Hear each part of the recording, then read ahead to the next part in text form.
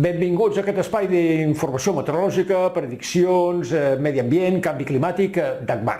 La situació, sens dubte, que ha estat dominada per les temperatures extraordinàriament altes. Altre cop rècords a diverses zones d'Espanya, també han afectat lògicament Catalunya, França, Alemanya, 43 graus a Biarritz, tot això ja és aigua o calor passada.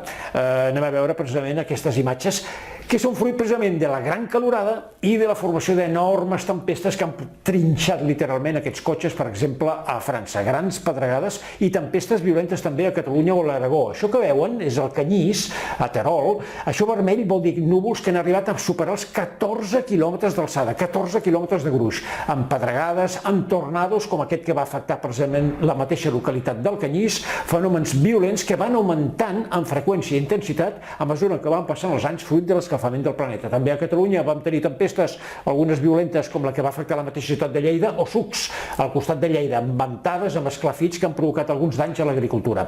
Anem a veure ja la predicció meteorològica i podrem comprovar com aquesta inestabilitat, que encara ens afecta de forma residual, té tendència a anar a la baixa. Anem a veure precisament divendres, avui divendres, algun ruixat al Pirineu, dissabte també restes d'inestabilitat, diumenge poca cosa, dilluns hi ha un repunt de l'inestabilitat, algunes tempestes Pirineu, però Pirineu meitat nord, sempre fenòmens locals, res de tempestes generals. I dimarts el temps s'estabilitzaria amb unes temperatures que de moment, almenys, no que de mal temps, doncs es mantindran estables. I més enllà, què passarà? Però abans veiem l'Altaico, que l'hem posat aquí expectant a veure què és el que passarà, i els embassaments que han baixat un 4% respecte a fa 15 dies. Més enllà, situació dominada per les temperatures moderades, poca precipitació i potser a finals de juny i juliol, altre cop calor intensa i poca precipitació veiem. Més informació d'aquí 15 dies.